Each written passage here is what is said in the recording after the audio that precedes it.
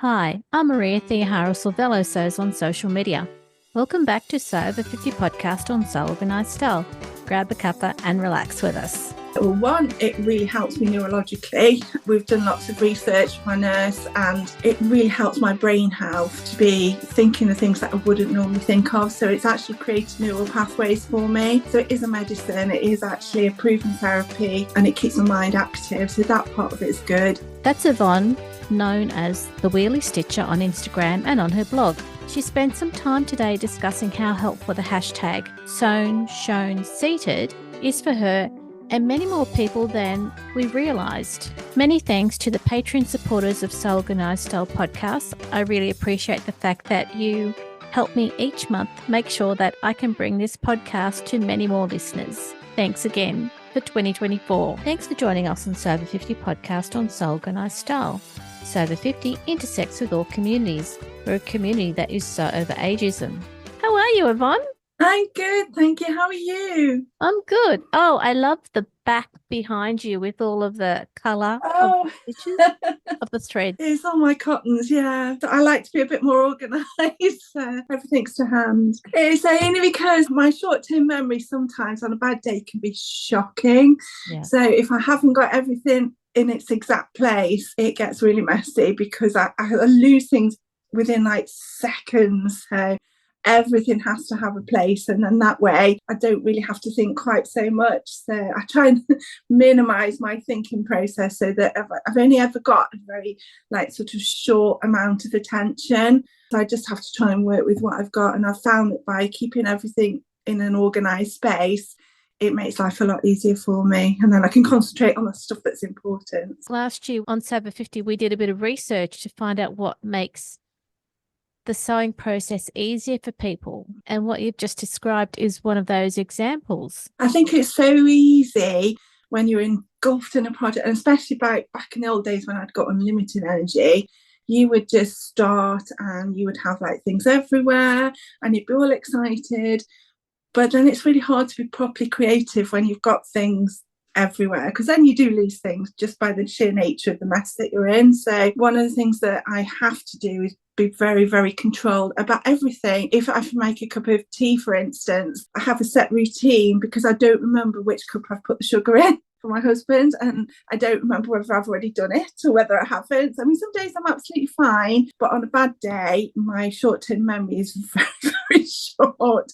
And so to stop me from making stupid mistakes, which upset me, I've just had to put lots of procedures in place. And then now everything kind of, not saying it runs like clockwork, but it's definitely better than it could be. Hence my room being organised. You know, you've gone to all of this trouble to make sure that you've got processes around what you do. But at the end of the day, you finish off the day and you've actually been happy more parts of the day than not. Yeah, sewing for me is therapy. Well, one, it really helps me neurologically. We've done lots of research with my nurse, and it really helps my brain health to be thinking of things that I wouldn't normally think of. So it's actually created neural pathways for me. So it is a medicine, it is actually a proven therapy, and it keeps my mind active. So that part of it is good. It's something I enjoy. So it's good for my mental health in that respect. But then also it gives me a sense of worth, because I had to stop working and I was always very driven, always very, very in control, until that's suddenly taken away from you and to have no focus. And for a long time, I couldn't leave the house. And so sewing has given me my life back, and it's given me a window into the world in a way, because even on a bad day, I can still talk to people. It's expanded my life.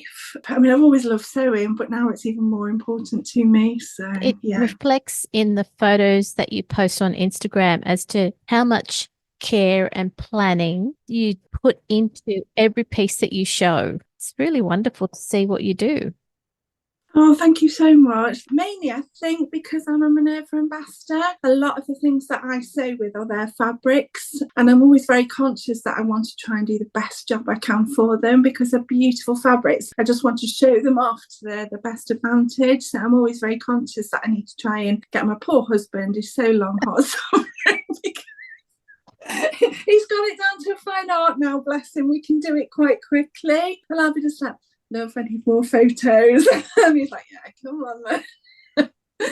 But I've dragged him into my sewing world because he's not interested in sewing. He really isn't. But he's had to learn lots about it because he does all my cutting out for me. I have to talk through a project with him now just to make sure when I'm ordering fabric and notions that I'm doing it properly. Because on a bad day, I think, yeah, I've done that right. And actually, now I've done it completely wrong.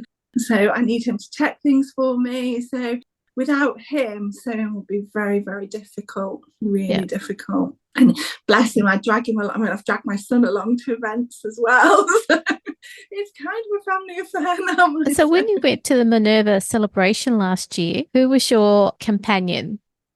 Yeah, my husband actually drove me to Manchester and dropped me there with my son, and my son came, and he absolutely loved it. I was so worried because he's not into sewing, but he does love fashion, and he looked after me so well for the day, and he really enjoyed it, and he enjoyed meeting everybody, and he wasn't bored. I really thought that he'd be bored, whereas I know my husband would have been absolutely bored senseless. And he hates dressing up, so he wouldn't have wanted to go. But my son really, really enjoyed it. So yeah, I was very fortunate that he came. And from the photos, it looked like you had a great time. It was the best. For me, it was a lovely event, which was great. It was really lovely celebrating their birthday. But to meet everybody else that I've been talking to for such a long time, to actually physically meet them was just so lovely. And obviously in the day there was the shopping event, so I was in kid in a sweet shop, all these gorgeous fabric. It was the best, and it was the first time I'd ever done a catwalk as well, so I was really nervous, but I actually loved it. It was so much fun. That will stay in my memory forever, that day. Brilliant. How long have you been the Wheelie Stitcher on Instagram? Just before I was a Minerva ambassador, I'd never really thought of doing anything online. It wasn't in my radar. It wasn't something I was ever going to do. And then I thought, well, I can probably help other disabled people, because there are a lot of people that I know that I was speaking to that felt they couldn't sew anymore, or it was putting them off, or they didn't know ways to start doing it. And that's how it originally came about, was trying to just show people that you can still. It isn't always easy, but if you want to do something enough, you'll find a way of doing it. And what I really wanted my blog was to sort of show people that even on a really bad day, there are things you can do to make sewing easier. And I thought, well, if they could see me doing it, maybe it might encourage them to come back to sewing, or encourage them to actually, still try, because you have so much taken away from you when you first become ill or you first become disabled, that sometimes you can't always see that there is actually a life after diagnosis, that you can still do things. So that's really what the blog was for. And then obviously very quickly after that, the Minerva ambassador came along, and it was like, wow, this is just. And since then I have to pinch myself because I've been on this big roller coaster, and it's really exciting, but it's so not what I envisaged my sewing to be, but I love it. I really enjoy it. And my nurse sews, and when I have to go for infusions every month at the hospital, and every month when I see her, she's like, right, what's the update? What have you been doing? And it's just, it's lovely. And you both compare notes as to what you've been sewing, or are you the one who sews the most? Yeah, and she just started knitting and crocheting. So she's been showing me all these wonderful blankets that she's been crocheting. And in fact, the whole team like to see what I've been up to. So yeah, it's now, good we've fun. had Lilia on, and she's discussed sewn, shown, seated.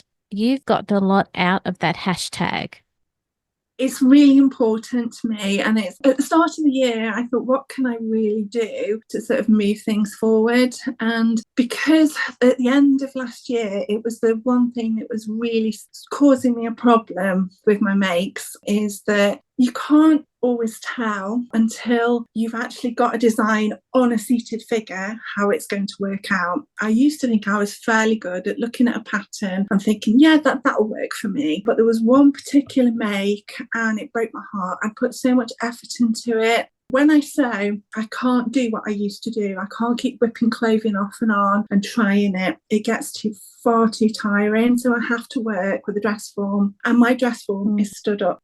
And so I'd made it and it worked and it looked amazing and I was really, really pleased with it. And I put it on and I just sobbed because it just didn't work. And then I had to take a step back and think, well, what have I done? Why does it look so what? And then I realised that it wasn't anything I'd done. It was the fact that the dress form is stood up and I'm seated. And when you sit down, everything just changes.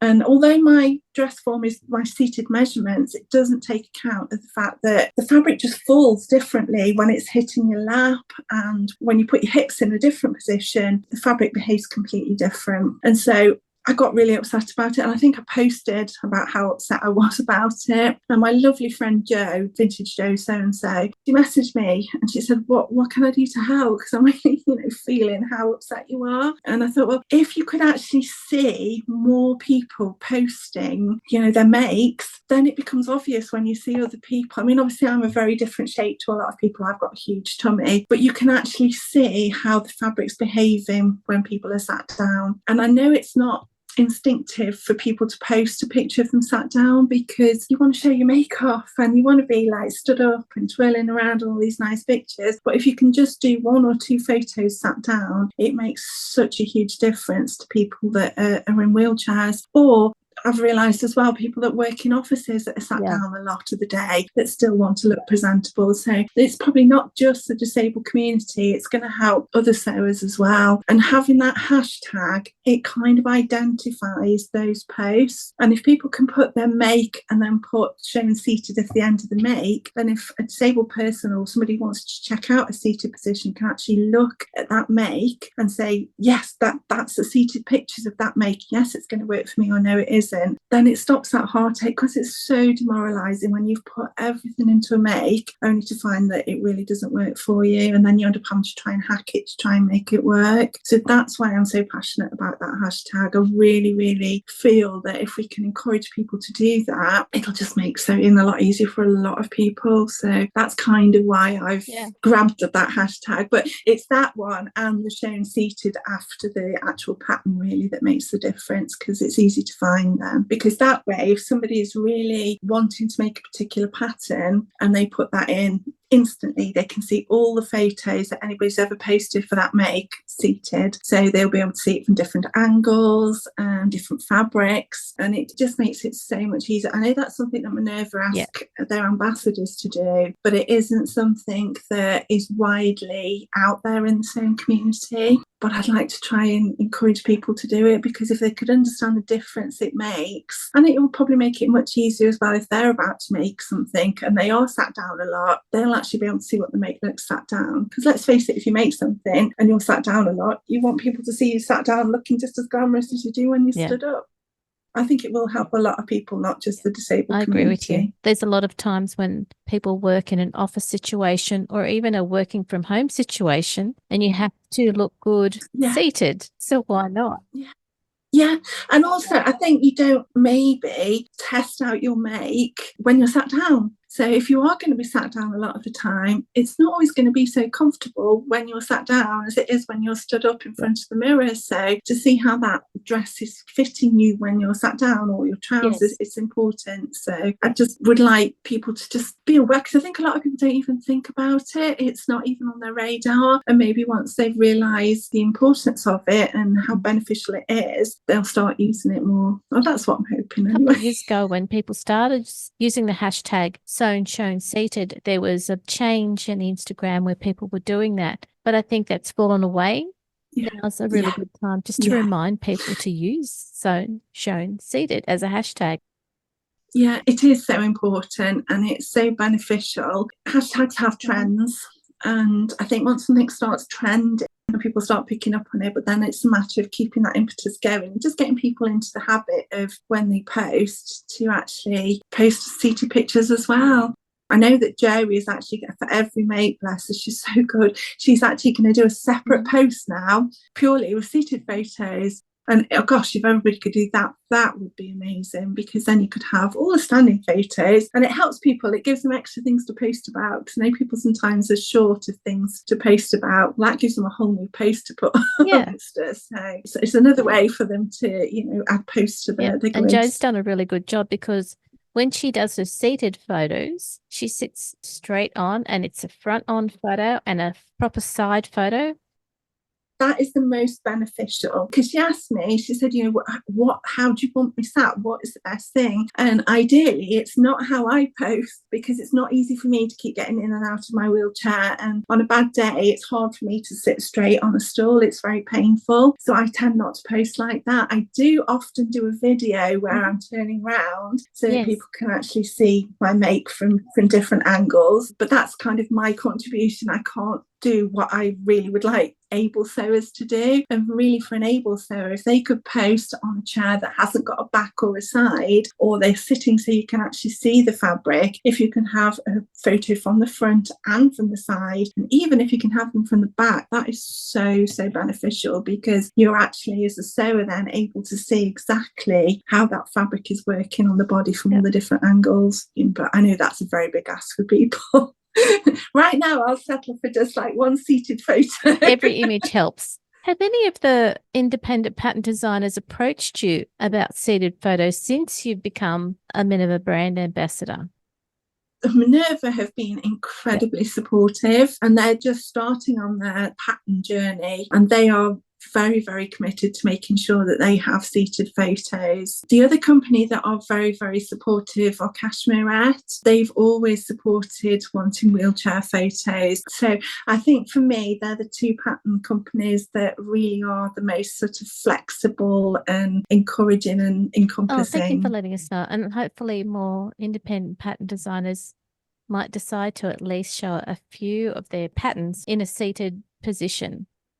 Yeah, I mean, I understand that it's hard, and I understand that some of the patterns are obviously not going to work for wheelchair users. I mean, Style Arc have been very supportive of me as well, but they tend not to have lots and lots of people in wheelchair, but then a lot of companies do. There aren't lots of us out there that are in wheelchairs, so I understand we are probably the minority. But I do think the more visual we are, people actually realise that, there are people out there, and there are a lot of sewers that are in wheelchairs that don't actually feel comfortable at the moment posting their pictures online. And that's what I want to try and encourage, is that it doesn't matter what your disability is, the sewing community is so supportive and so welcoming that don't be afraid to post your pictures, because the support you receive, the love that you get back when you post a picture, you're never going to get anybody commenting on your disability or commenting negatively on the way you've designed something to suit your body. People are just lovely.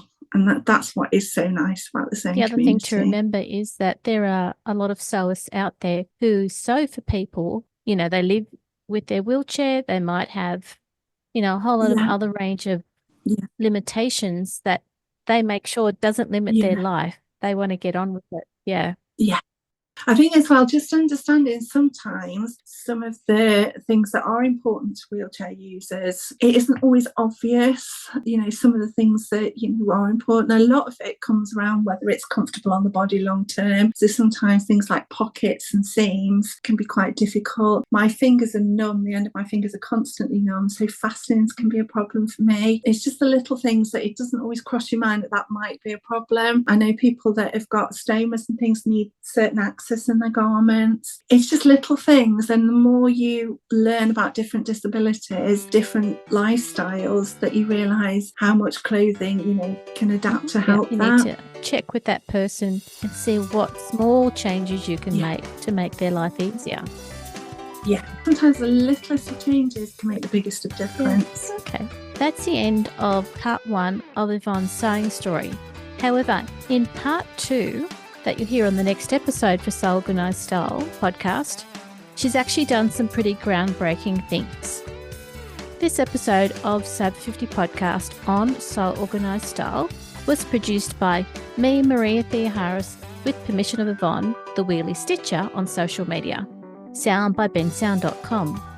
Again, many thanks to the ongoing support of the podcast Patreon contributors. Their ongoing monthly support enables me to develop this podcast for free. Make sure you direct message Sandy and the editors at Sew50 on Instagram to contribute to the ongoing posts and challenges the team promotes to the sewing community of over 48,000 followers. You can subscribe to Sew Organised Self Podcast, but with an S, not a Z, on all good podcast apps. Make sure you go back and listen to our free Sew 50 podcast archive on Sew Organised Style Podcast. We look forward to joining you in your sewing room next time. Stay safe, everyone.